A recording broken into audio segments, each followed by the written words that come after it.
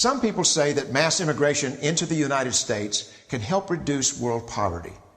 Is that true? Well, no, it's not. And let me show you why. This gumball represents the 1 million legal immigrants that the United States has taken every year on average since 1990. Now, who in the world deserves our humanitarian compassion? The World Bank has one measure of the desperately poor of the world. They make less than $2 a day. And how many people make less than $2 a day in the world? Well, let's start with Africa. In Africa alone, there are 650 million people who make less than $2 a day. 650 million. And in India, another 890 million people, desperately poor. China adds another 480 million people, making less than $2 a day. And unfortunately, the rest of Asia has a heartbreaking 810 million people who the World Bank says make less than $2 a day. And finally, there's 105 million of Latin America's population that are desperately poor. All told, the World Bank says there are 3 billion people in the world. 3 billion people who are desperately poor, making less than $2 a day. That's 3,000 gumballs. And every year, we take 1 million and suggest that we've somehow made a humanitarian difference. Of course, we don't pull our immigrants from these desperately poor populations, do we? These people are too poor, too sick, too disconnected to make it here as immigrants. We tend to pull our immigrants out of the better off poor of the world. And Mexico tends to define the type of immigrant that we bring here because the plurality of people come from Mexico. And Mexico is poor. How many people in the world live in countries that have average incomes lower than that of Mexico? And the World Bank tells us that that number is these 3 billion plus another 2.6 billion people. 5.6 billion people in the world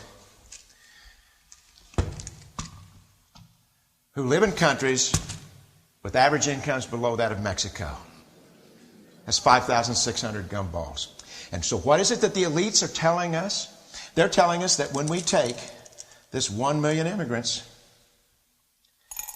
that we somehow or another are tackling world poverty. And we have to do it regardless of the effect on our unemployed, the working poor, the most vulnerable members of our society, regardless of the effect on our natural resources. Even if we went by the most radical proposals in Washington, which are to actually double our immigration to 2 million a year, which would totally overwhelm our physical, natural, and social infrastructures, we couldn't make a noticeable difference. And we may be really hurting the impoverished people of the world because the 1 million that we do take are among the most energetic, often the better educated, certainly the most dissatisfied people that if they did not immigrate would be the agents for change to improve the lot of all the people in these countries.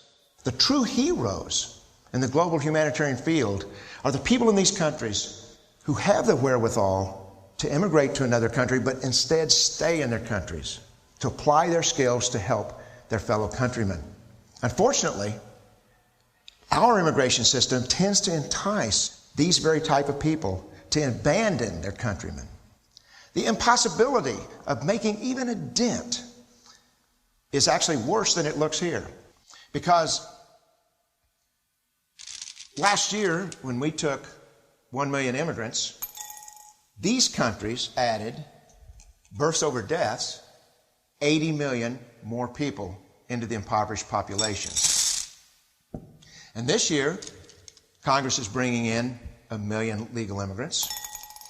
And this year, according to the United Nations, these countries are expected to add another 80 million people. And next year, you can be quite sure that Congress, unless stopped by the American voters, will bring in another 1 million immigrants. And these countries, unfortunately, will be adding another 80 million people. into these impoverished nations. We could take 5 million a year, but we'd never get ahead of what's happening in these countries. Not in this century. Don't you see?